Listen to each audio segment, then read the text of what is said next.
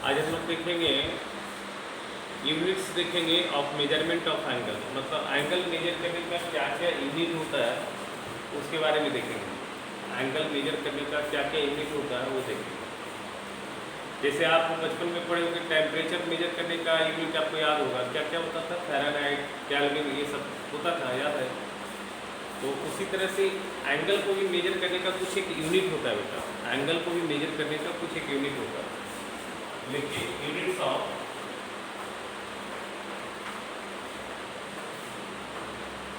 Measurement of angle, units of measurement of angle.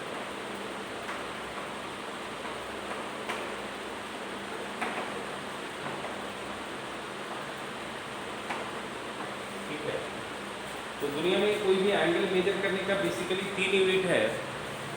किसी भी angle को मेजर करने का 3 यूनिट है। पहला यूनिट जो होता है उसको हम लोग बोलते हैं डिग्री।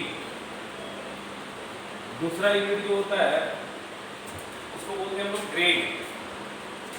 पहला जो यूनिट है उसको बोलते हैं डिग्री, बहुत सिंपल सा चीज है ये। और दूसरा जो यूनिट है उसको बोलते हैं हम लोग ग्रेड। और तीसरा जो यूनिट है जिसको हम लोग बोलते हैं रेडियन, जिसको सर्कुलर सिस्टम भी बोलते हैं।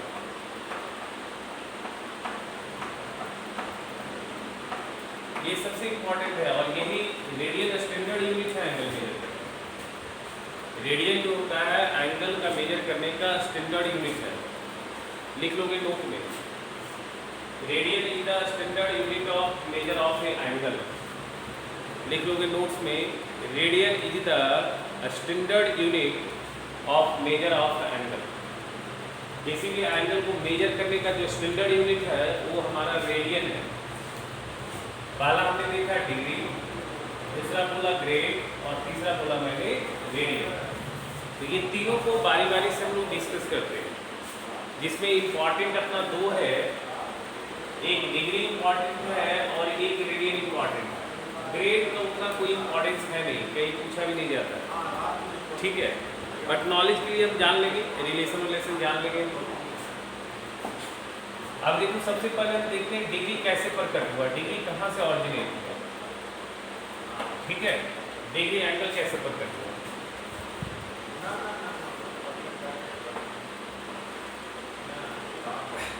देखो ये जो हिस्सा है ये एक राइट एंगल है, सोचो। देखो ये जो हिस्सा है क्या ये एक राइट एंगल है बेटा? ये जो हिस्सा है एक राइट एंगल है या नहीं है? अब क्या करेंगे हम, इस राइट एंगल को 60 इक्वल टुकड़ा में डिवाइड करेंगे, सॉरी 90 इक्वल टुकड़ा में डिवाइड करेंगे। इस राइट एंगल को हम क्या करेंगे, 90 इक्वल टुकड़ा में डिवाइड करेंगे इस तरह से। जैसे एक टुकड़ा हुआ, दूसरा टुकड़ा हुआ, तीसरा टुकड़ा हुआ, इस तरह से आप कितना इक्वल टुकड़ा बनाएंगे बताइए? 90 इक्वल टुकड़ा, 90 इक्वल टुकड़ा बनाएंगे और हर एक टुकड़ा 1 डिग्री मेजर होगा। जैसे आप देखो ये वाली एक टुकड़ा है, ये बनेगा 1 डिग्री। अच्छा ये टुकड़ा भी बनेगा 1 डिग्री, ये टुकड़ा भी बनेगा 1 डिग्री। अगर ये दोनों को मिला दिया जाए तो 2 डिग्री हो जाएगा, ये तीनों को मिला दिया जाए तो 3 डिग्री हो जाएगा। कहने का मतलब हर एक टुकड़ा, ऐसा कितना टुकड़ा बनाना है बताओ? 90 इक्वल टुकड़ा बनाना है और हर एक टुकड़ा 1 डिग्री के बराबर। इसका मतलब हम क्या करेंगे, एक राइट एंगल को कितने इक्वल टुकड़ा में डिवाइड किया बताओ? एक राइट एंगल को कितने इक्वल टुकड़ा में डिवाइड किया? 90 इक्वल टुकड़ा में डिवाइड किया और हर एक टुकड़ा का वैल्यू 1 डिग्री है।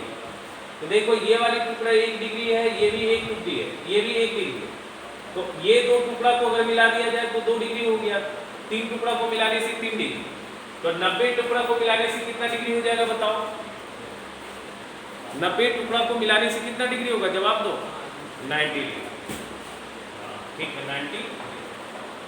तो ये रिलेशन हो गया, एक राइट एंगल बराबर होता है 90 डिग्री।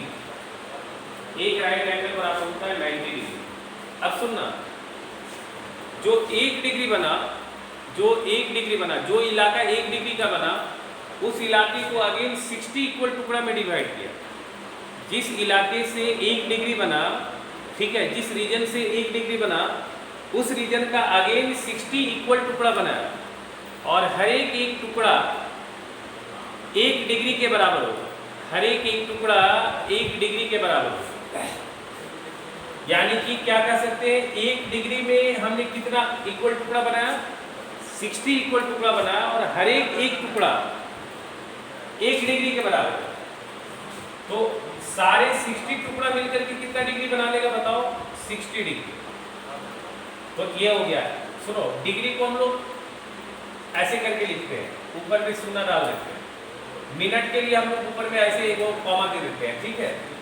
ये क्या है, 1 डिग्री बराबर है 60 मिनट, और फिर 1 मिनट को फिर अगेन 60 इक्वल टुकड़ा में डिवाइड किया। 1 मिनट को अगेन 60 इक्वल टुकड़ा में डिवाइड किया गया, और हर एक टुकड़ा 1 सेकेंड है। तो बताओ 1 मिनट बराबर कितना सेकेंड आ जाएगा, 60 सेकेंड आ जाएगा। तो बस ये ध्यान रखना है।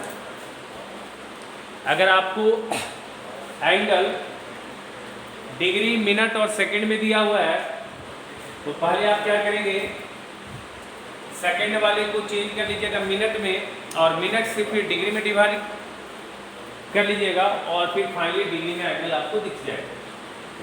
तो ये रिलेशन याद रखना है, एक राइट एंगल बराबर 90 डिग्री, 1 डिग्री बराबर 60 मिनट, और 1 मिनट बराबर 60 सेकेंड। इसमें कोई दिक्कत है बताओ डिग्री में?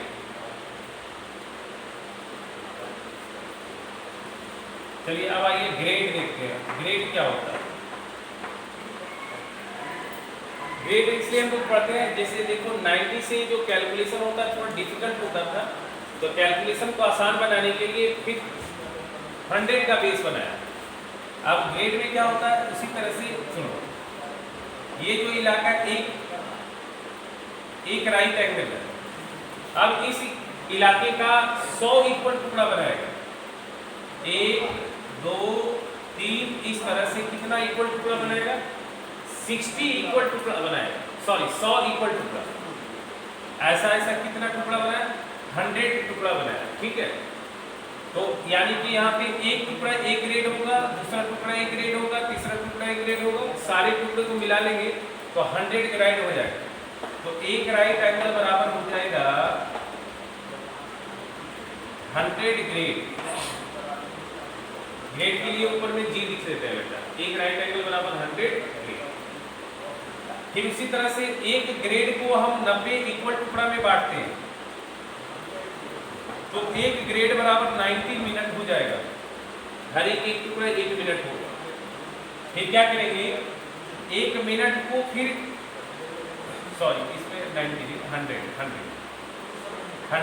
इक्वल टुकड़ा, तो एक ग्रेड बराबर आ जाएगा 100 मिनट, और 1 मिनट को फिर 100 टुकड़ा में डिवाइड किया, 1 मिनट को फिर 100 टुकड़ा में डिवाइड किया, तो ये आ जाएगा 100 सेकेंड। तो याद रखना ग्रेड में क्या होता है, एक राइट एंगल बराबर 100 ग्रेड, एक ग्रेड बराबर होता है 100 मिनट, और 1 मिनट बराबर होता है 100 सेकेंड।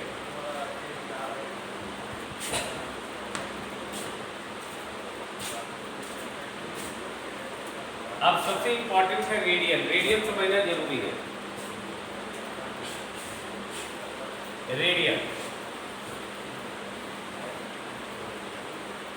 रेडियन क्या होता है, ध्यान दें।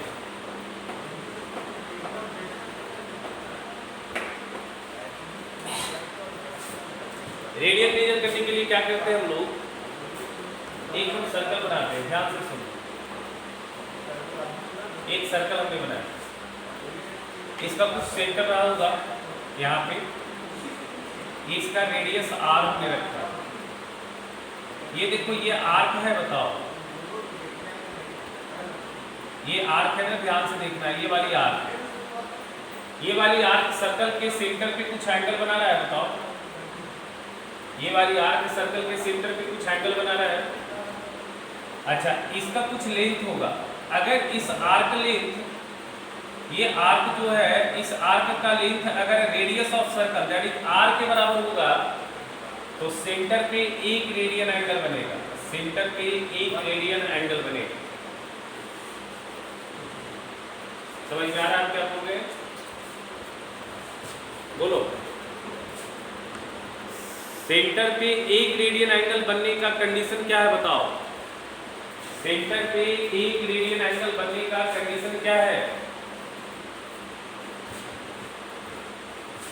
Arc length is equal to radius of circle. अच्छा, अगर ये भी एक रेडियन है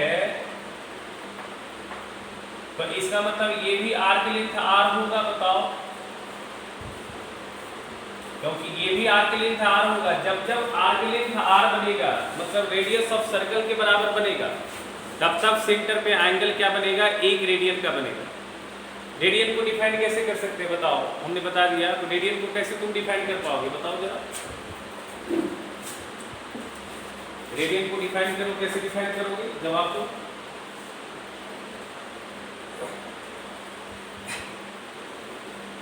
हाँ, डिफाइन कैसे करेंगे बताओ? The angle subtended at the centre of circle by the arc whose length of is equal to radius of circle. लिख लो। देखो रेडियन को कैसे डिफाइन करेंगे? The angle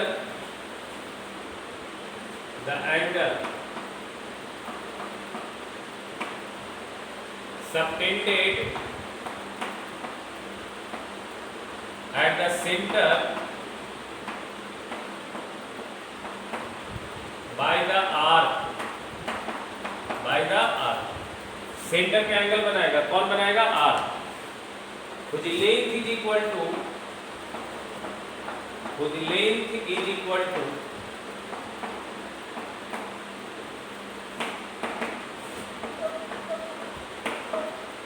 radius of circle,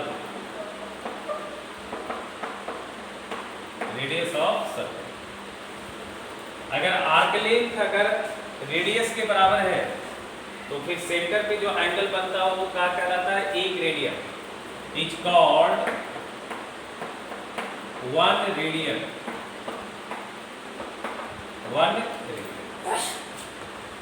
radian को डिनोट कैसे करते? जैसे यहाँ लिखे 2, आई पे सी डाल दिए तो हम पढ़ेंगे 2 रेडियन, और 2 पे 0 डाल दिए तो क्या पढ़ेंगे? 2 डिग्री, और 2 पे जी डाल दिए तो मतलब क्या पढ़ेंगे? 2 ग्रेड। ऐसे पढ़ो। तो सुनो, यहां से देखो एक रिलेशन हम बना रहे हैं, ध्यान से देखना, ठीक है? अच्छा, ये आर्क लेंथ भी अगर आर हो जाए, बताओ, ये आर्क लेंथ भी आर हो जाए तो यहाँ पे फिर कितना एंगल बनेगा? एक रेडियन। जब जब arc length radius of circle के बराबर होगा तो सेंटर पे आपको आर्क के द्वारा जो एंगल बनेगा वो एक रेडियन होगा। थोड़ा ध्यान से सुनना। अगर आर्क लेंथ 1 है तो सेंटर पे कितना एंगल बन रहा है बताओ? एक रेडियन बन रहा है, ठीक है? अच्छा, सेंटर पे 2 रेडियन बनने के लिए आर्क लेंथ कितना होगा बताओ? जवाब दो। सेंटर पे 2 रेडियन बनने के लिए आर्क लेंथ कितना होगा? देखो यहाँ पे 2 रेडियन, ये वाला पूरा एंगल है, ये वाला पूरा एंगल है, बताओ। ये वाला पूरा एंगल 2 रेडियन है, तो एक आर ये हुआ और आर ये हुआ, तो कितना आर हुआ? 2r हुआ। अगर आर्क लेंथ 2r होगा तो सेंटर पे कितना एंगल बनेगा? 2r radian, 2 radian. अच्छा, अगर आर्क लेंथ 3r होगा तो सेंटर पे कितना एंगल बनेगा बताओ? 3 रेडियन। अच्छा, आर्क लेंथ अगर पूरी पेरीमीटर के बराबर हो गया 2 पाई r, तो अब बताओ सेंटर पे कितना एंगल बनेगा?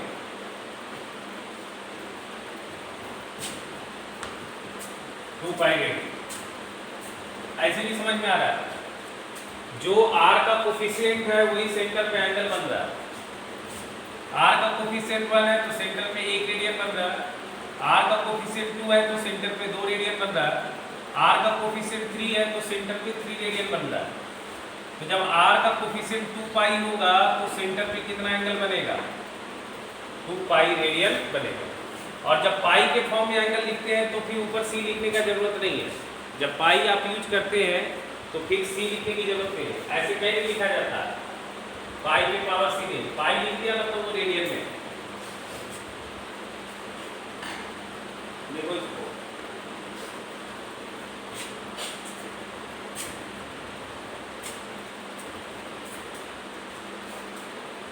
ध्यान देना।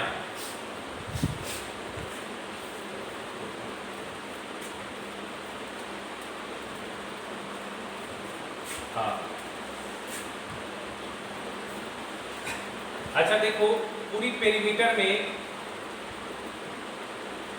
ये आर्क कितना एंगल बना रहा बताओ 90, ये आर्क भी बना रहा 90, ये आर्क भी बना रहा 90, ये भी आर्क बना रहा 90। तो अब ये बताओ ये पूरा सर्कल सेंटर पे कितना एंगल बना रहा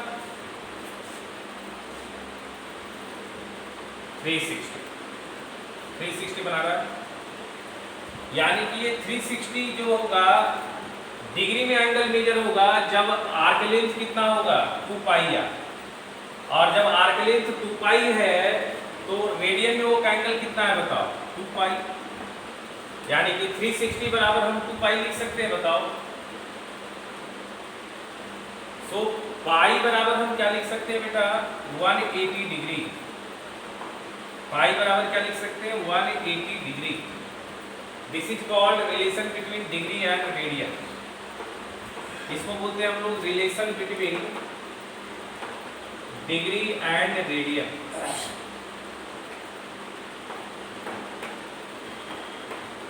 इसको हम लोग बोलते हैं relation between degree and radian. मतलब आपको रेडियन से डिग्री में चेंज करना तो बड़ा आसान है। जहां जहां पाई दिख रहा वहां पे 180 पटक दो। जैसे आपसे कोई पूछा बताओ पाई बाई 2 रेडियन, क्या आंसर होगा 180 बाई 2, मतलब क्या हो जाएगा 90 डिग्री हो जाएगा। 180 बाई 2 90 डिग्री। अगर आपसे कोई पूछा बताओ 3 पाई बाई 4 रेडियन कितने डिग्री के बराबर होगा, तो 3 पाई का मतलब हो गया 180 डिग्री डिवाइडेड बाई 2, ये 45 से कट जाएगा, ये आ जाएगा 135। ये तो बहुत ही आसान बात है, तो समझ में आ रहा होगा सबको। हाँ बोलो बेटा।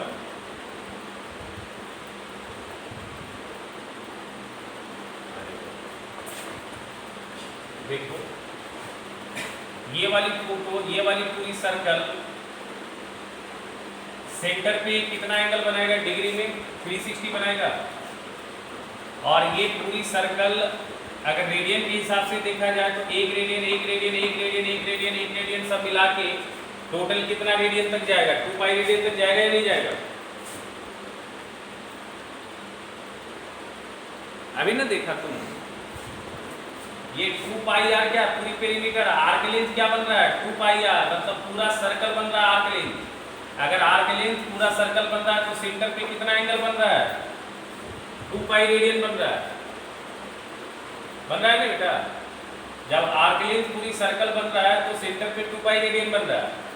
और डिग्री में देखो जब पूरी सर्कल के चलते सेंटर पे 360 एंगल है, तो ये भी एंगल है और ये भी एंगल है।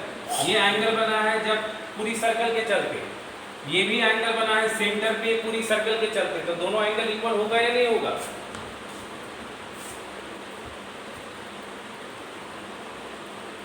बोलो।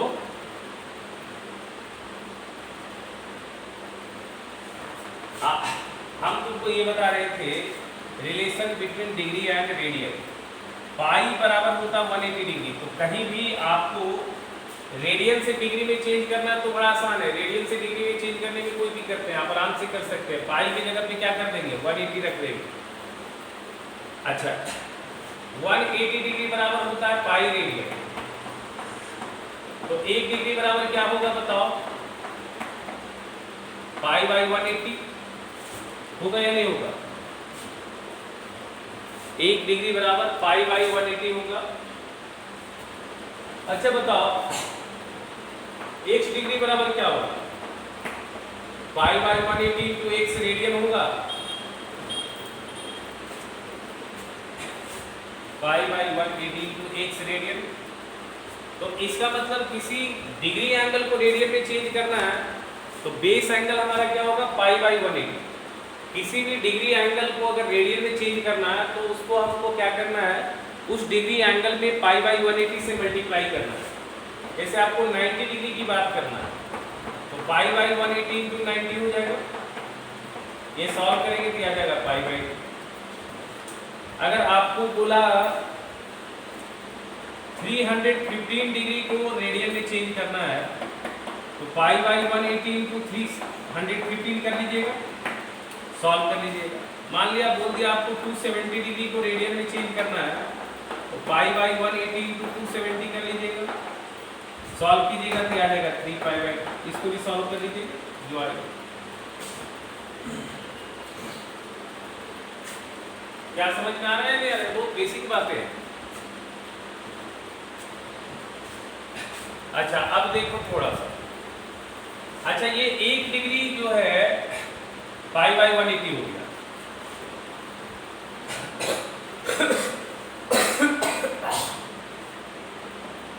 अच्छा पाई बराबर हमने देखा 180 डिग्री देखा, तो 1 रेडियन बराबर क्या होगा, 180 बाई पाई होगा, बताओ 180 बाई पाई होगा। अब तुम जो है ना ट्रिग्नोमेट्री भूल जाओ, अब थोड़ा अलजेब्रा में चले जाओ। 180 पाई का वैल्यू 3.14 लिखते हैं कि नहीं, पाई का वैल्यू 3.14 हम लोग लिखते हैं, याद है। अच्छा बताओ इसका वैल्यू कितना होगा, 180 बाई 3.14 सारे लोग डिवाइड करके हमको बताओ कितना होगा, जल्दी से बताओ हमको। 180 बाई 3.14 सारे लोग डिवाइड करके बताओ क्या होगा, 57 पॉइंट क्या आएगा, हाँ ठीक है, ये आएगा 57.32। 57 से थोड़ा ज्यादा आएगा, ये आएगा 57.32। तो इसका मतलब है, ये याद रखना 1 रेडियन जो होता है वो 57.32, तो इतना वैल्यू याद नहीं रखना है, अप्रॉक्स याद रखना है। ये 57.32 57 से थोड़ा ज्यादा है, यानी कि आप याद रखना 1 रेडियन जो है अप्रॉक्स क्या होता है 57 डिग्री, याद रखना, ये बड़ा काम का चीज है। 1 रेडियन जो है याद रखना अप्रॉक्स कितना होता है 57 डिग्री। 1 रेडियन जो होता है अप्रॉक्स होता है 57 डिग्री। अब बेटा अब जो है ना, अब तुम्हारे लिए एकदम जो है ना दिमाग खोल के रखना, ठीक है, और कान भी खोल के रखना, क्योंकि अब हम बहुत सवाल जवाब भी करेंगे और अब आपको बड़ा अच्छे से समझना है कि अभी बहुत इंपॉर्टेंट चीज़ अब हम बताने जा रहे हैं और बहुत डेप्थ में बताने जा रहे हैं, ठीक है। ये तो सब लोग जानता है, इसमें कुछ है नहीं, ये बहुत घटी चीज़ है, इसमें कोई दिक्कत नहीं है। बट अब जो हम बताने जा रहे हैं वो बड़ा इंपॉर्टेंट है, अब बड़ा डेप्थ में बताएंगे, इसलिए समझने की कोशिश कीजिएगा।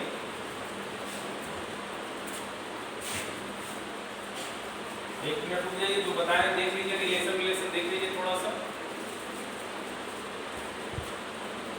और हम आपसे जवाब चाहते हैं। अब नहीं समझ में आएगा तो हमको बताइएगा, फिर से हम समझाएंगे, कोई दिक्कत नहीं।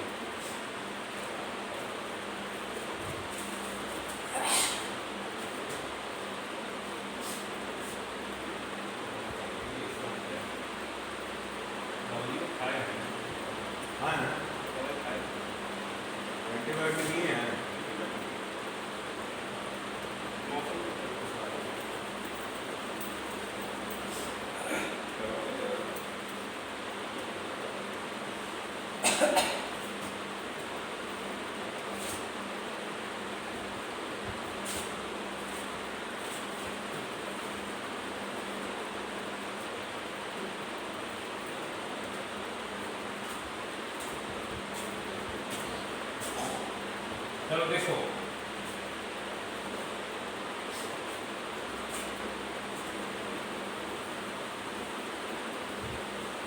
अच्छा सुनो,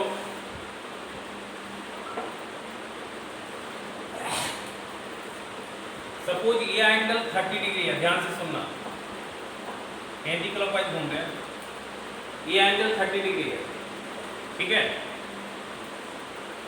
तो ये 30 डिग्री जो मेजर किया वो हमने यहाँ से स्टार्ट करके यहाँ पे गया, क्या चक्कर कवर हुआ या नहीं कवर हुआ, रेवोल्यूशन पूरी कंप्लीट हुआ या नहीं हुआ। आप यहाँ से स्टार्ट किए और यहाँ तक रुक गए तो रिवोल्यूशन तो कंप्लीट नहीं हुआ है।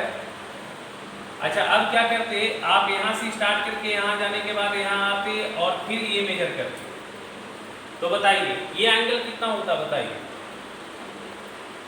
पहली बार आपने मेजर किया बिना चक्कर मारे तो 30 मेजर होता, दूसरी बार जब आपने मेजर किया एक चक्कर के बाद तो आपने यहाँ ऐड किया 1 × 360, 1 × 360। अच्छा, एक और सर्कल बनाने के बाद फिर ये एंगल कितना होता, दो सर्कल में 360 और चलते, ये हो जाता 30 + 2 × 360, ये चीजें को समझिए, 3 × 2, 3 + 30 + 2 × 360। अच्छा, एक चक्कर और चलते आप तब यही वैल्यू होता 3 + 3 × 360 होता,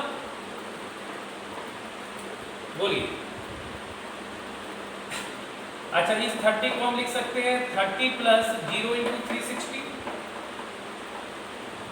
लिख सकते हैं ना, ध्यान से देखिएगा। यानी कि देखिए क्या हो रहा है, सुनिएगा ध्यान से, क्या हो रहा है यहाँ पे। अच्छा, अगर हम ये एंगल की बात करते हैं, यहाँ से यहाँ तक अगर चलते तो ये 150 होता, एक चक्कर के बाद फिर क्या हो जाता बताइए, 150 + 360 हो जाता, फिर अगला चक्कर में हो जाता 1 + 2 × 360, सारा एंटी क्लॉकवाइज हम बात कर रहे हैं, क्लॉकवाइज भी चल सकते।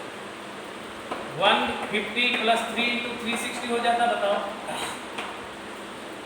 होता या नहीं होता। अच्छा, तुम देखो यहाँ पे एक चक्कर के लिए हम लोग क्या कर रहे हैं, 1 × 360 ऐड कर रहे हैं, दो चक्कर के लिए 2 × 360 ऐड कर रहे हैं, तीन चक्कर के लिए 3 × 360 ऐड कर रहे हैं। तो कोई बताएगा n चक्कर के लिए कितना ऐड करेंगे, n चक्कर के लिए कितना ऐड करेंगे बताओ, n रिवोल्यूशन के लिए 360, n × 360। अच्छा, 360 का मतलब 2π होगा, बताओ, n × 2π, 360 का मतलब 2π, 360 का मतलब 2π, तो n × 2π होगा, बोलो। अब ये n × 2π जो है, सुनना ध्यान से, n यहाँ पे इंटीजर्स है, यहाँ पे n क्या है, इंटीजर्स है, n इंटीजर्स है। इंटीजर्स जो होता है पॉजिटिव भी होता है निगेटिव भी होता है, सुनना ध्यान से।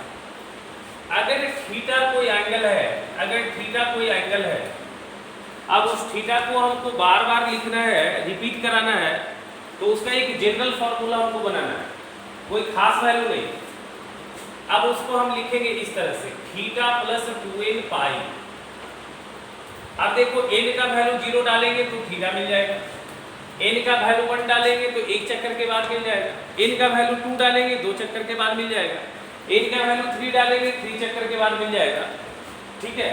n का वैल्यू -1 डालेंगे तो क्लॉकवाइज बात होगा, n -2 डालेंगे तो क्लॉकवाइज। तो ध्यान से सुनना, n अगर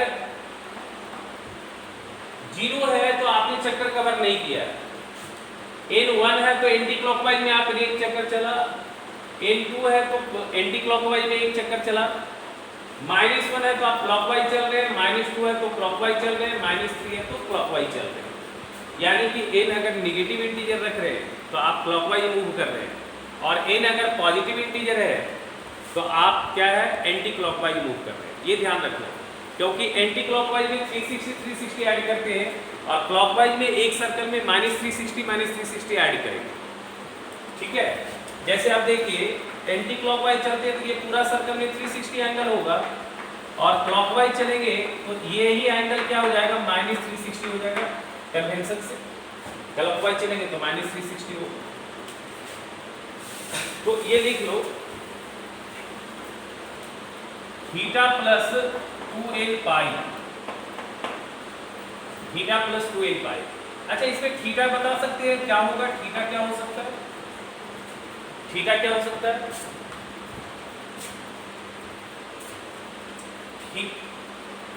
एक्यूट क्या होगा? 150 डिग्री तक कहाँ एक्यूट था? 150 डिग्री एक्यूट दिख रहा था क्या? अरे थीटा यहाँ पे without completing one revolution angle है।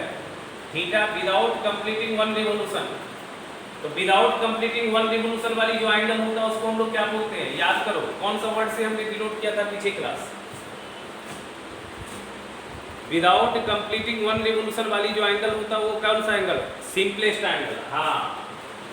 हाँ, तो थीटा यहाँ पे सिंपलेस्ट एंगल है। थीटा का रेंज बताओ, सिंपलेस्ट एंगल का रेंज क्या होता है? 0 से कहाँ तक? 360।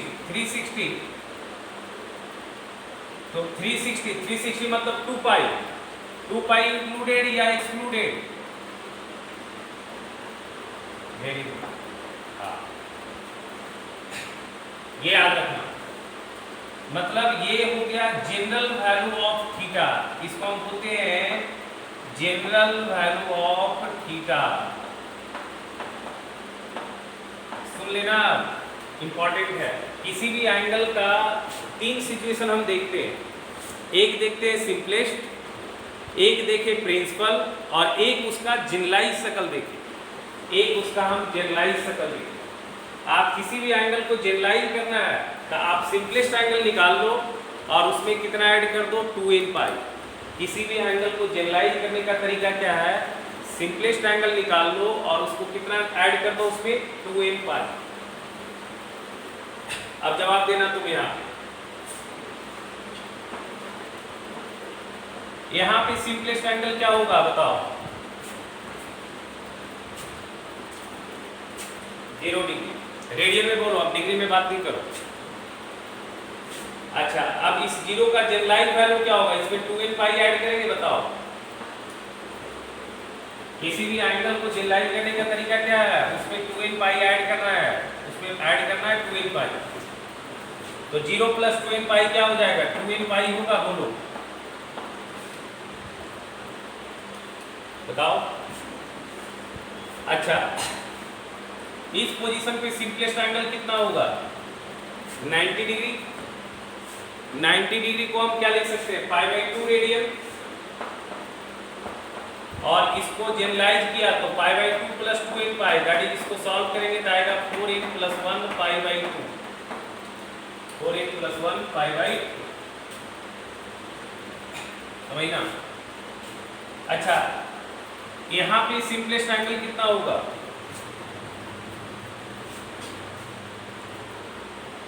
180 डिग्री।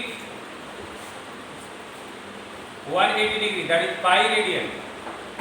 इसको ऐड करो 2n पाई, ये सॉल्व करके कितना आएगा? 2n + 1 पाई। चलो यहाँ देखो, ये वाली वैल्यू कितना है? 270। इसको जनरलाइज करो, ये लिखा आएगा 3π/2 + 2n पाई। इसको सॉल्व करोगे तो आएगा 4n + 3 π/2। अब याद रखना, तुम सुनना ध्यान से। अगर तुमसे कोई पूछे पॉजिटिव एक्स एक्सिस पे कौन सा एंगल है, तो तुम मुंह फाड़ के बोलते हो 0। ऐसा नहीं बोलना, गलत हो जाएगा। अब तुम बड़ा हो गया है, आप बताना पॉजिटिव एक्स एक्सिस पे कौन सा एंगल होता है? 2n पाई। 2n पाई में सब आ जाएगा, 0 भी आ जाएगा, 2 पाई आ जाएगा, 4 पाई आ जाएगा, 6 पाई आ जाएगा।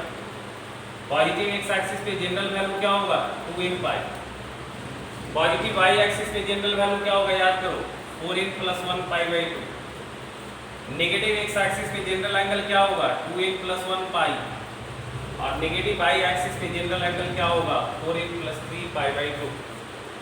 अभी तुम इतना याद करो। पॉजिटिव एक्स एक्सिस पे जनरल एंगल होगा 2n पाई, नेगेटिव एक्स एक्सिस पे जनरल एंगल होगा n क्या बिलोंग करेगा बताओ? लिख लो, n बिलोंग्स टू क्या होगा? इंटीजर्स लिख लो। वीडियो ब्लर हो गया, देखो। हाँ, वो वीडियो नहीं दिख रहा है क्या बेटा? हाँ, तो तुम्हारा प्रॉब्लम होगा, ध्यान दो। चलो ठीक है, इसको जल्दी से याद करो, तुरंत 1 मिनट में याद करो। पॉजिटिव एक्स एक्सिस पे जनरल एंगल होता है 2n पाई, नेगेटिव एक्स एक्सिस पे 2n + 1 पाई, पॉजिटिव वाई एक्सिस पे 4n + 1 pi by 2, negative y axis पे जनरल एंगल होता है 4n + 3 पाई बाई 2। सारा लोग याद करो इसको जल्दी से।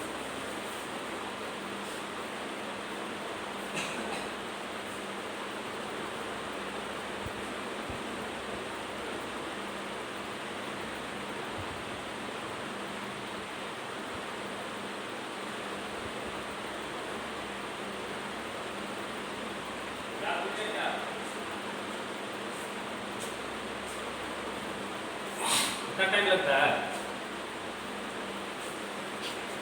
सारे लोग को?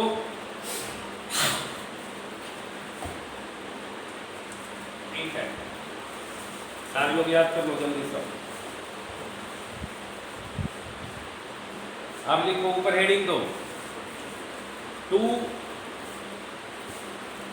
लिखो 2,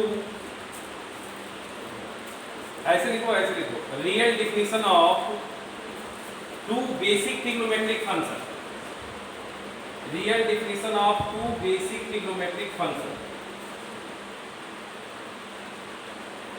कोई बता सकता है बेसिक ट्रिग्नोमेट्रिक फंक्शन कौन है?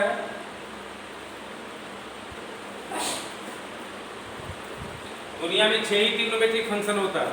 हाँ, साइन और कॉस, दुनिया में 6 ही ट्रिग्नोमेट्रिक फंक्शन है, साइन, कॉस, टैन, कॉट, सेक, कॉसेक। तो साइन और कॉस जो है बेसिक है और बाकी सारे डिराइव्ड फॉर्म है। अगर साइन और कॉस मेरे को पता हो गया तो मैं टैन लिख लूंगा। टैन कैसे लिखते हैं बताओ? Sine upon cos. कॉट लिख लूंगा, कॉट कैसे लिखेंगे? Cos upon sine. सेक लिखना होगा तो कैसे लिखेंगे? 1 अपॉन कॉस। और कॉसेक लिखना होगा तो क्या लिखेंगे? 1 अपॉन साइन। समझ में आ रहा है? तो अगर साइन और कॉस का स्टडी हमने कर लिया तो बाकी का स्टडी अपने आप हो जाएगा। इसलिए हम लोग साइन और कॉस पे फोकस कर रहे हैं। ठीक है, साइन और कॉस पे फोकस कर रहे हैं, ध्यान से सुनना। ऊपर हेडिंग देना real definition of 2 basic trigonometric function.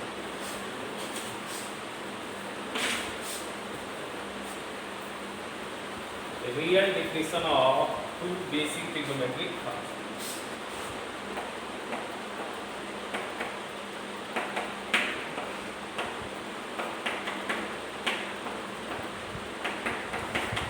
P ratio, trigonometric ratio.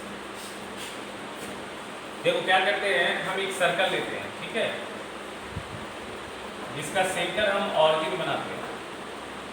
एक सर्कल लेते हैं जिसका सेंटर को हम ऑरिजिन लेंगे। ये समझो अपना एक्स एक्सिस है और ये वाई एक्सिस है, ये सेंटर इसका ऑरिजिन है।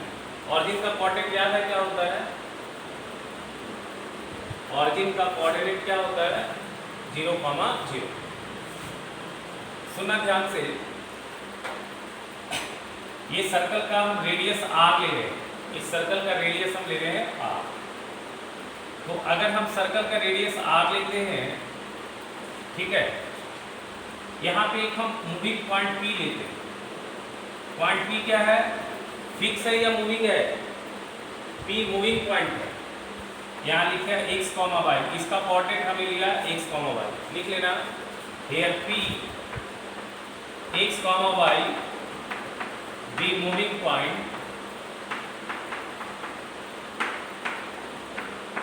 On the circle. पॉइंट हमेशा कहाँ पे लाई करेगा? सर्कल पे लाई करेगा, बट P का पोजीशन हमेशा चेंज करेगा। P का पोजीशन क्या होगा? चेंज होगा।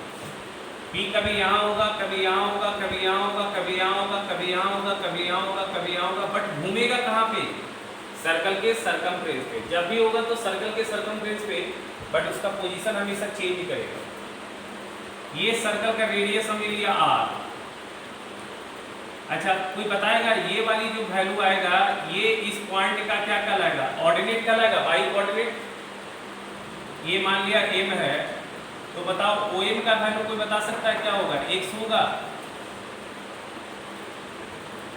बताओ। और ये Pn का वैल्यू क्या होगा, y होगा। क्वांटिटी पढ़े हो रहे इतना। किसी पॉइंट को लोकेट करने का तरीका क्या होता है, पॉइंट से दोनों एक्सिस में परपेंडिकुलर गिराते हैं। ऑरिजिन से एक्स एक्सिस का फील्ड जो मिलता है वो एक्स कोऑर्डिनेट, O से M का दूरी एक्स कोऑर्डिनेट, P से M का दूरी y कोऑर्डिनेट। अच्छा, यहाँ पे ध्यान से देखना, ये एंगल को हम थीटा लिखते हैं, ये एंगल को हम थीटा लिखते हैं। साइन थीटा का फार्मूला होता है, साइन थीटा का फार्मूला होता है by coordinate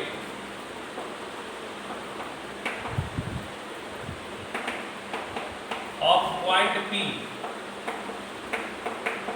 divided by radius of circle. तो कोई बताएगा बाई कोऑर्डिनेट कितना है पॉइंट P का? बाई कोऑर्डिनेट पॉइंट P का क्या दिख रहा है, y divided by radius of circle, radius of circle क्या दिख रहा है, r। तो साइन थीटा का ये फार्मूला हो गया बाई अपॉन r। चलो cos थीटा का फार्मूला लिखते हैं। cos थीटा बराबर होता है x coordinate of point P divided by radius. तो x कोऑर्डिनेट कितना दिख रहा है पॉइंट P का, x डिवाइडेड बाय r। पहले इसको नोट करो।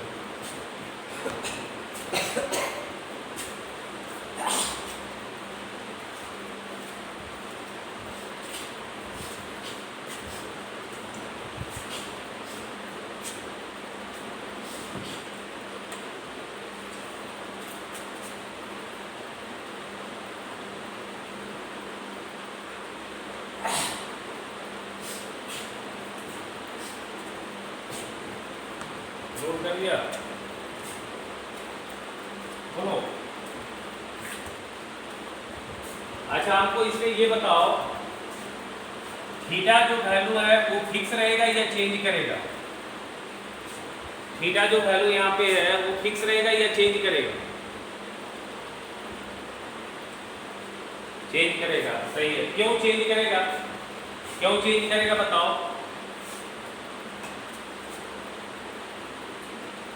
हाँ, P मूव कर रहा है, P मूव कर रहा है इसलिए थीटा चेंज करेगा। जैसे देखो, अगर मैं थोड़ी देर के लिए P को यहाँ पे ले आऊँ तो फिर थीटा ये एंगल हो जाएगा।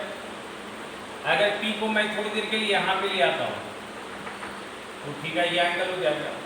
P को मैं थोड़ी देर के लिए यहाँ पे रखूँ तो थीटा 90 डिग्री बन जाएगा, ठीक है। अगर P को मैं यहाँ लेके आ जाता हूँ तो फिर थीटा हमारा ये एंगल बन जाएगा। यानी कि जैसे जैसे पॉइंट P चेंज करेगा वैसे वैसे थीटा भी चेंज करेगा। अच्छा, अब देखो, थीटा जब चेंज करेगा तो साइन थीटा का भी वैल्यू चेंज होगा और कॉस थीटा का भी वैल्यू चेंज होगा। थीटा जब चेंज करेगा तो साइन थीटा भी चेंज होगा और कॉस थीटा भी चेंज होगा। अभी थोड़ा ध्यान से देखना इसी डायग्राम में। सोचो, अगर पॉइंट P यहाँ आ जाए, मूव करते करते पॉइंट P अगर यहाँ पे आ जाए तो इस पॉइंट का कोऑर्डिनेट क्या होगा, बताएगा कोई?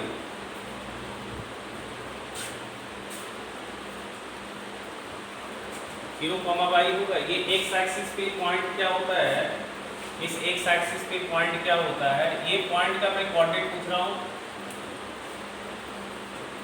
तो इस पॉइंट पे x का वैल्यू क्या बनेगा?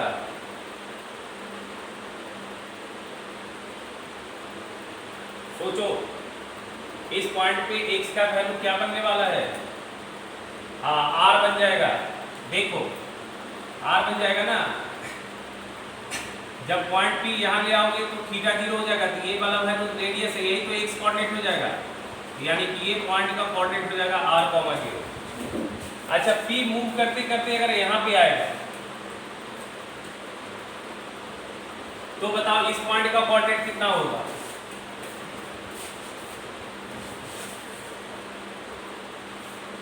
जवाब दो ना, इतना तो बता सकते हो।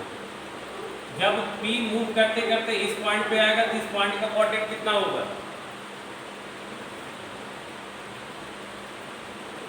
अरे भैया, P जब यहाँ आ जाएगा तो थीटा 90 हो जाएगा, ये वाली पॉइंट का कोऑर्डिनेट, ये वाली रेडियस बाई कोऑर्डिनेट हो जाएगा, नेक्स्ट कोऑर्डिनेट 0 हो जाएगा। ये पॉइंट 0 को मार होगा या नहीं होगा? चलो बताओ, P जब यहाँ आएगा तो इस पॉइंट का कोऑर्डिनेट बताओ क्या होगा?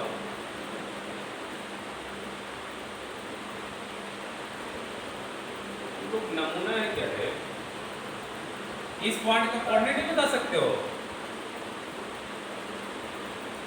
-r,0। चलो बताओ इस पॉइंट का कोऑर्डिनेट कितना हो जाएगा? 0, माइनस। चलो यार सोचो यार, थोड़ा दिमाग खर्च करो बेटा, वेरी बैड। अच्छा तुम हमको ये बताओ, x का मैक्सिमम वैल्यू इस तस्वीर में क्या दिखेगा? x का मैक्सिमम वैल्यू क्या दिखेगा? r दिखेगा। p जब यहाँ पे आएगा, देखो ध्यान से देखो, यही समझ में आएगा तुम, ये फिगर में हम बना रहे हैं। अगर तुम p यहाँ रखते हो तो x ये वाली दूरी है, अगर p तुम यहाँ रखते हो तो x ये वाली दूरी है। तो जैसे जैसे हम p को पीछे ले आ रहे हैं तो x कोऑर्डिनेट बढ़ रहा है या घट रहा है? बढ़ रहा है। अच्छा p को थोड़ा यहाँ पे ले आओ तो x कोऑर्डिनेट हमारा यहाँ से यहाँ तक का दूरी होगा। जब p यहाँ पे आएगा तो x कोऑर्डिनेट ये होगा, तो सबसे ज्यादा, और p पॉइंट सर्कल के सरकमफ्रेंस पे ही है, तो इसका मतलब ये वाली पॉइंट पे जो x का वैल्यू दिख रहा है वो x का क्या है? मैक्सिमम है। अच्छा x का मिनिमम वैल्यू कहाँ दिखेगा?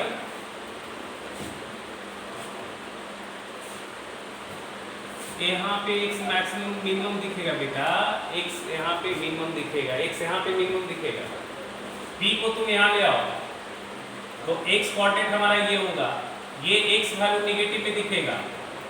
फिर यहाँ देखो ये निगेटिव में वैल्यू है, p यहाँ आएगा तो हमारा x ये दिखेगा, और p यहाँ आएगा तो x ये दिखेगा। निगेटिव में वैल्यू बढ़ रहा है, तो निगेटिव में वैल्यू बढ़ रहा है तो छोटा है या बड़ा है? छोटा होते जा रहा है। अगर तुमसे कोई पूछा -4 और -2 में बड़ा कौन है, तो -2, छोटा कौन है? -4। तो निगेटिव में वैल्यू बढ़ेगा तो वो छोटा होते जाएगा ना, तो सबसे छोटा यहाँ पे आएगा।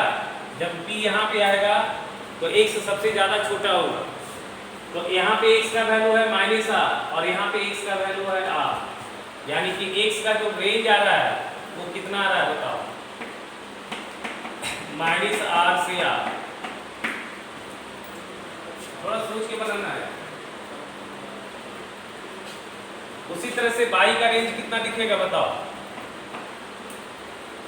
y का मिनिमम वैल्यू यहाँ -r और मैक्सिमम वैल्यू दिख रहा है r, तो ये आएगा -r से r।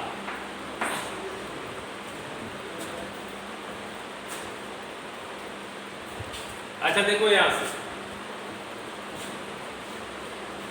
साइन थीटा का वैल्यू है y/r, r radius of circle, ये चेंज नहीं करेगा, बट y का वैल्यू चेंज हो रहा है क्योंकि y जो है पॉइंट P का y कोऑर्डिनेट है और P मूव कर रहा है, तो यहाँ पे y चेंज हो रहा है, यहाँ पे y का वैल्यू चेंज हो रहा है। अब तुम बताओ, अगर y का वैल्यू मैक्सिमम होगा तो क्या y/r का वैल्यू मैक्सिमम होगा या नहीं होगा? अगर y का वैल्यू मैक्सिमम होगा तो y/r मैक्सिमम होगा या नहीं होगा? सोचो। हाँ, क्योंकि r तो फिक्स है, y जैसे जैसे चेंज करेगा y/r चेंज करेगा, तो y मैक्सिमम होगा तो y/r मैक्सिमम होगा, और y/r मैक्सिमम होगा तो sin थीटा मैक्सिमम होगा। तो बताओ y का मैक्सिमम वैल्यू कितना होगा?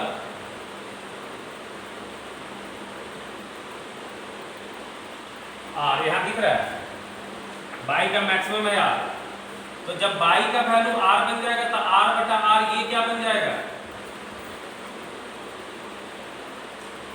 1। तो y जब r बन रहा है तो वो y का मैक्सिमम वैल्यू है, तो इसका मतलब ये जो बन रहा है 1, ये जो क्वांटिटी आएगा ये मैक्सिमम आएगा कि नहीं आएगा? मैक्सिमम आएगा, यानी कि sin थीटा का मैक्सिमम वैल्यू कितना हो गया? 1 हो गया। अच्छा जब y हम मिनिमम रखेंगे तो y/r भी मिनिमम होगा, y का मिनिमम -r है तो -r/r क्या होगा? -1। तो sin थीटा का मिनिमम वैल्यू कितना हो गया? -1। तो लिख लोगे sin थीटा का जो अवकाश होता है -1 से 1। साइन थीटा का मैक्सिमम वैल्यू होगा 1 और मिनिमम होगा -1। उसी तरह से देखो x अगर मैक्सिमम होगा तो cos थीटा मैक्सिमम, x का मैक्सिमम वैल्यू r/r 1 होगा तो cos थीटा का मैक्सिमम वैल्यू होगा 1। x जब मिनिमम होगा तो cos थीटा भी मिनिमम होगा और -r/r होगा -1, तो cos थीटा भी बिलोंग करेगा -1 से।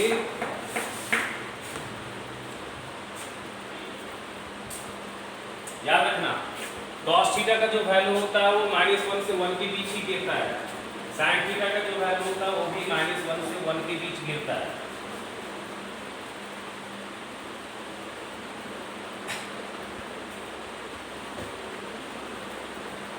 देखो cos थीटा क्या आएगा x बटा x मैक्सिमम होगा तो cos थीटा मैक्सिमम, x का मैक्सिमम वैल्यू क्या दिख रहा है r/r1 हो जाएगा, x मिनिमम तो -r/r -1, तो cos का मिनिमम -1 और मैक्सिमम 1।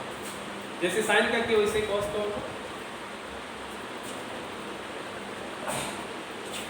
अब तुमसे अगर कोई पूछे बताओ sin थीटा बराबर 2, क्या थीटा एग्जिस्ट करेगा यहाँ पे? अगर तुमसे कोई पूछे sin थीटा बराबर 2 और पूछे थीटा बताओ क्या होगा, तो क्या थीटा एग्जिस्ट करेगा यहाँ पे? नहीं एग्जिस्ट करेगा। क्यों? क्योंकि ये जो 2 जो वैल्यू है वो sin थीटा के बाउंड्री के बाहर है, यानी कि sin थीटा का में थीटा बनने के लिए क्या कंडीशन होगा, sin थीटा का जो वैल्यू इक्वेटेड होगा वो -1 से 1 के बीच होगा, यानी कि ये गलत स्टेटमेंट है, इससे थीटा नहीं बनेगा। लेकिन अगर sin थीटा बराबर हाफ पूछा तो क्या थीटा बनेगा या नहीं बनेगा? बनेगा। क्यों बनेगा? क्योंकि ये जो हाफ वैल्यू है वो है -1 से 1 के लिए। पहले इसको नोट डाउन करो।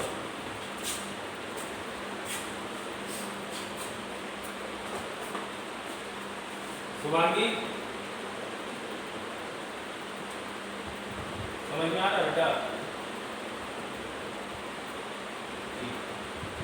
श्रेया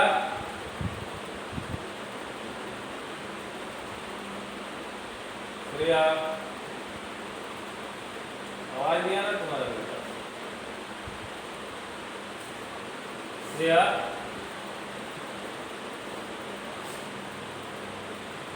थोड़ा देर से पूछ रही है, लिख लो इसको।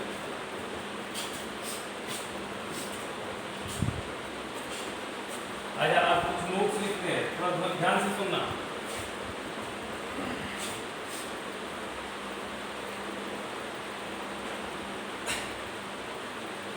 ये नोट लिख लेना थोड़ा सा। इस पोजीशन पे sin थीटा का वैल्यू 0 होता है, इस पोजीशन पे sin थीटा का वैल्यू क्या होता है? 0 होता है।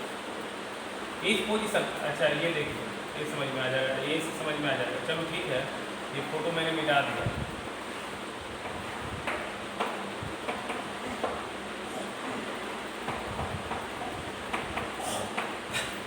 ठीक है, यहाँ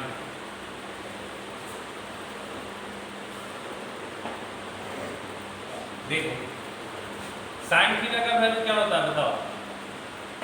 y/r है, y/r है कि नहीं?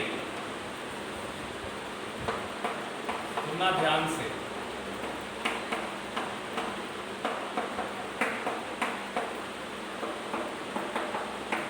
अच्छा अगर y का वैल्यू 0 हो जाएगा तो sin थीटा का वैल्यू 0 हो गया नहीं होगा? अगर y का वैल्यू 0 हो गया तो 0/r 0 हो जाएगा, होगा? बोलो।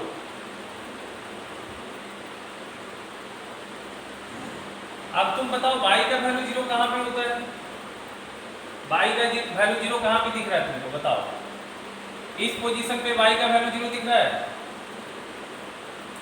और ये वाली पोजीशन पे y का वैल्यू 0 दिख रहा है नहीं दिख रहा है बताओ? अरे भैया y पॉइंट यहाँ पे पॉइंट का y कोऑर्डिनेट, इसी तो पॉइंट में ना y कोऑर्डिनेट 0 दिखेगा रखती का, कि और कहीं y का वैल्यू 0 दिखेगा? y का 0 वैल्यू कहाँ दिखता है? x एक्सिस पे। तो x एक्सिस पे तो 2 ही पॉइंट ना मार्क है बेटा, ये और ये।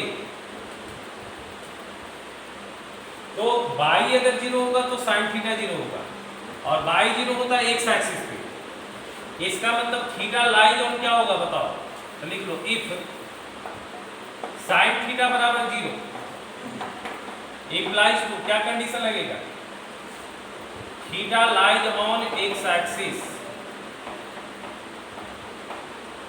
Theta lies on x axis. अच्छा, साइन थीटा का वैल्यू 1 कहां पे होगा बताओ, साइन थीटा का वैल्यू 1 कब होगा,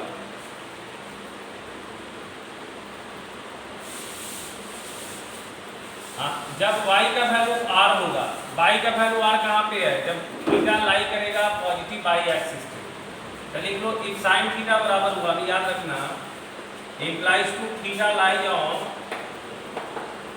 पॉजिटिव बाई एक्सिस, ठीक है, साइन थीटा बराबर। अच्छा, साइन थीटा का वैल्यू -1 कहां होगा, साइन थीटा का वैल्यू -1 तब होगा जब y का वैल्यू होगा -r, इस पॉइंट पे, तो इस पॉइंट पे थीटा क्या चल जाएगा, नेगेटिव बाई एक्सिस, तो लिख लो theta lies on negative y axis.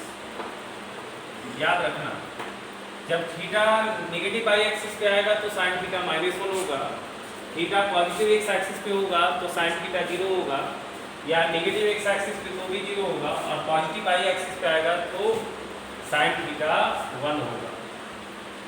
चलो cos थीटा का वैल्यू है x by are,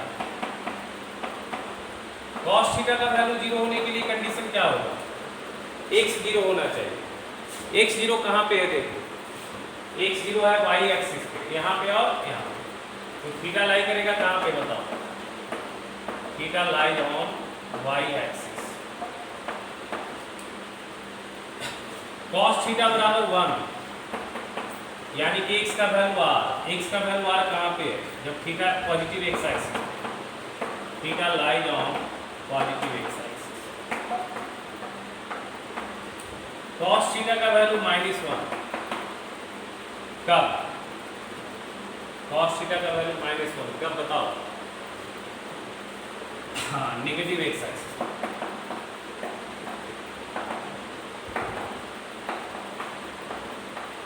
negative x axis, ये सब याद रखना है। चलो बताओ, साइन थीटा का वैल्यू कहां पे होगा बताओ, साइन थीटा का वैल्यू अगर 1 है तो कहां पे होगा बताओ, अच्छा, तो अगर हम लिखते हैं इफ साइन थीटा बराबर 1, तो थीटा बराबर क्या लिखा जाएगा बताओ,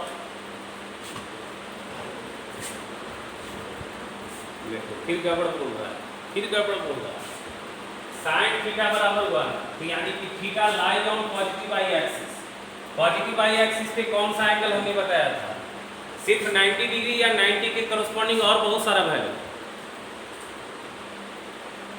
सिर्फ 90 डिग्री या 90 के करस्पॉन्डिंग और बहुत सारा वैल्यू, हाँ, 4n + 1 π/2, कैसे लिखेंगे, ऐसे लिखेंगे, ये जनरलाइज फॉर्म है, इसमें देखो n का वैल्यू 0 डालो 90 डिग्री दिख जाएगा, दिख रहा है नहीं दिख रहा है, क्योंकि यहाँ पे सिर्फ 90 डिग्री थोड़ी होगा, यहाँ पे सिर्फ 90 डिग्री नहीं होगा, एक चक्कर के बाद यही क्या होगा, 90 + 360 हो जाएगा ना, फिर 2 चक्कर के बाद यही क्या हो जाएगा, 90 + 720 हो जाएगा, तो सारा वैल्यू ना बोलना है तुमको, सिर्फ 90 क्यों जवाब देंगे, तो बताओ साइन थीटा बराबर 1, तो थीटा बराबर हम क्या लिखेंगे, और हम ऐसे सोचेंगे, अगर सवाल में साइन थीटा बराबर 1 है तो हम पहले स्ट्राइक करेंगे, अच्छा साइन थीटा का वैल्यू 1, यानी कि साइन का वैल्यू 1 होता है पॉजिटिव बाई एक्सिस पे, यानी कि पॉजिटिव बाई एक्सिस पे थीटा लिखा जाता है 4n + 1 π/2, ऐसे करके बोलेंगे, और n बिलोंग करेगा इंटीजर से।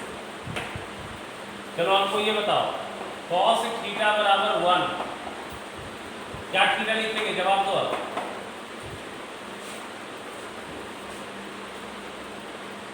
मुंह फाड़ के सिर्फ 0 नहीं लिख देना, गलत हो जाएगा, cos थीटा बराबर 1, तो थीटा सिर्फ 0 नहीं, हाँ, थीटा लिखेंगे 2n π, सबसे पहले सोचा, स्ट्राइक किया दिमाग में, अच्छा cos थीटा 1, अच्छा cos थीटा 1 कहाँ होता है? पॉजिटिव एक्स एक्सिस पे। अच्छा पॉजिटिव एक्स एक्सिस पे कौन सा एंगल होता है? 2 इन पाई, दैट इज थीटा हो जाएगा 2 इन पाई, इन बिलोंग करेगा इंटीजर से। अगर लिखो cos थीटा बराबर -1, तो जवाब दो, थीटा क्या लिखाएगा? थीटा क्या लिखाएगा? हाँ 2n + 1 पाई। अब अगर में लिख देना, इन क्या है? इंटीजर, 2n + 1 पाई। ऐसे लिखोगे ना तो कोई सवाल और नहीं पूछेगा, तो समझेगा कि हाँ बच्चा जो है पूरा जानता है, पूरा बेसिक से देखा है, बेसिक उसका ठीक है। इस तरह से चलो ठीक है। हमको ये बताओ, ये तो तुम बचपन से पढ़ते आ रहा है, तुमको ये पता होगा। फर्स्ट क्वाड्रेंट में सारा ट्रिग्नोमेट्रिक रेशियो पॉजिटिव लेते हैं, याद है? सारे ट्रिग्नोमेट्रिक रेशियो का साइन पॉजिटिव होता है फर्स्ट क्वाड्रेंट में। अच्छा सेकेंड क्वाड्रेंट में पॉजिटिव होने वाला कौन कौन है बताओ? Sine theta and cosec theta.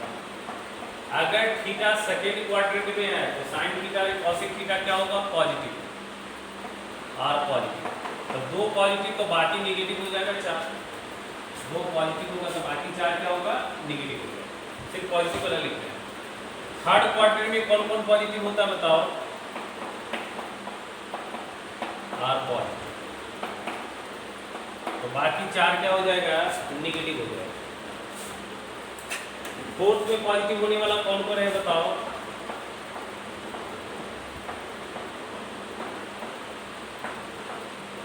cos theta and sec theta positive, तो बाकी सब क्या हो जाएगा? नेगेटिव।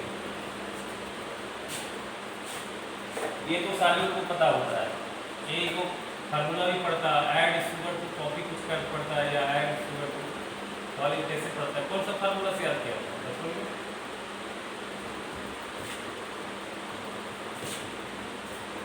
फार्मूला नहीं याद है तो फार्मूला क्या होता है? ये सारा प्लस होता है, पता है आपको। सेकंड में साइन एंड कॉसेक प्लस होता है, थर्ड में tan एंड कॉट प्लस होता है, फोर्थ में कॉस एंड सेक प्लस होता है। बट ये ऐसा क्यों होता है, कोई बताएगा? सोच के जवाब दो, ऐसा क्यों होता है? ये तो पक्का पता है सबको, सोच के बताओ क्यों होता है ऐसा?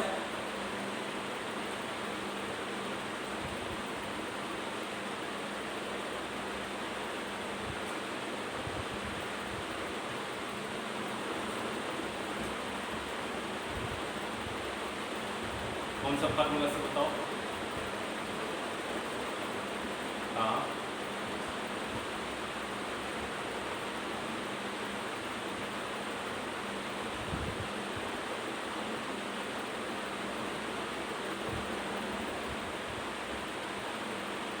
देखो, इससे देखो ये तो सब कुछ यही बताता है। cos थीटा का वैल्यू क्या देखा था? cos थीटा का वैल्यू क्या देखा था? x बटा देखा था ना। r तो रेडियस है, ये तो हमेशा पॉजिटिव होगा, लेंथ कभी नेगेटिव नहीं होता। बट ये x लेंथ है या पॉइंट का कोऑर्डिनेट है? ये जवाब दो हमको, ये x लेंथ है या पॉइंट का कोऑर्डिनेट है? हाँ, और जब ये पॉइंट का कोऑर्डिनेट है इसका मतलब ये प्लस भी होगा माइनस भी होगा, ये प्लस भी होगा माइनस भी होगा। समझ में आ रहा है? क्योंकि x हमारा अगर लेंथ होता तो कभी भी नेगेटिव नहीं होता है, ये लेंथ नहीं है, ये बेसिकली क्या है? पॉइंट P का कोऑर्डिनेट, अभी हमने बताया ये x कोऑर्डिनेट।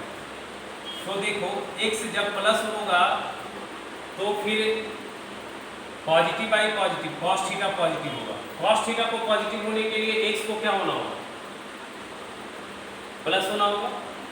अच्छा x का वैल्यू प्लस कब होगा? जब p किधर मूव करेगा? p इस इलाके में मूव करेगा तब x पॉजिटिव होगा, या p इस इलाके में मूव करेगा तब x पॉजिटिव होगा?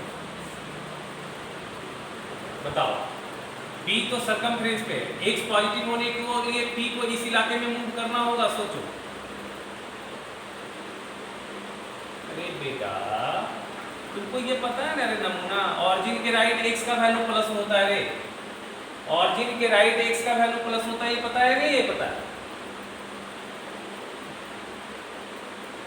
बोलो। और ऑरिजिन के लेफ्ट x क्या होता है? निगेटिव होता है।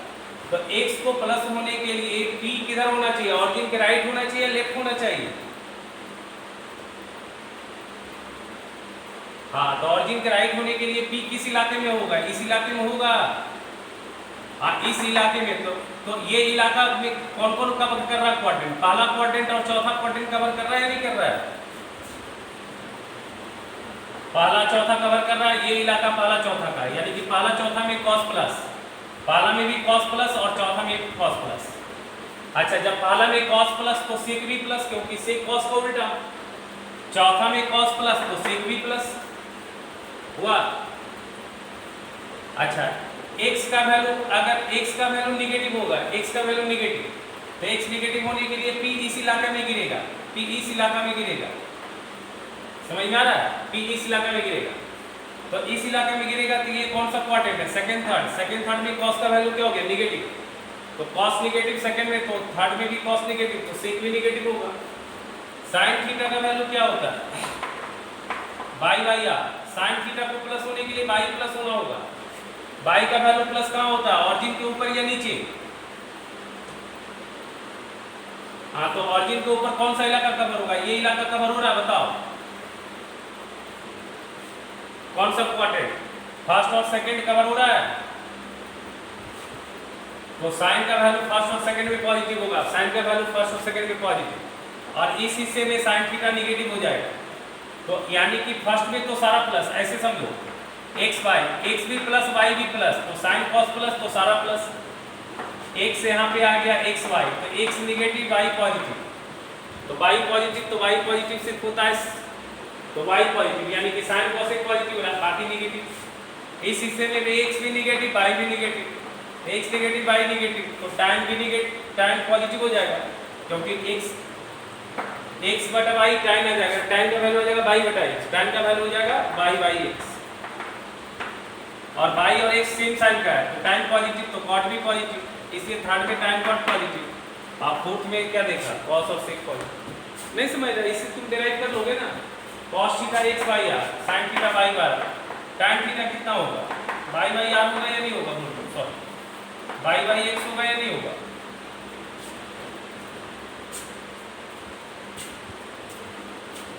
tan थीटा होगा ना y बाई x,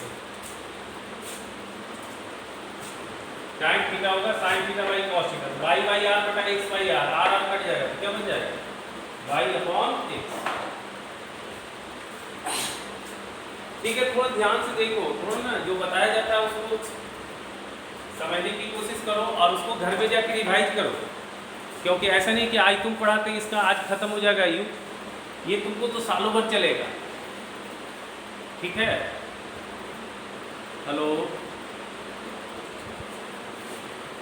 जवाब तो थोड़ा ना देखो, हालत खराब हो जाता है, तो ये ध्यान रखना। ठीक है, जो बताया उसको ध्यान दो, अब नेक्स्ट क्लास करेंगे हम लोग। ठीक है।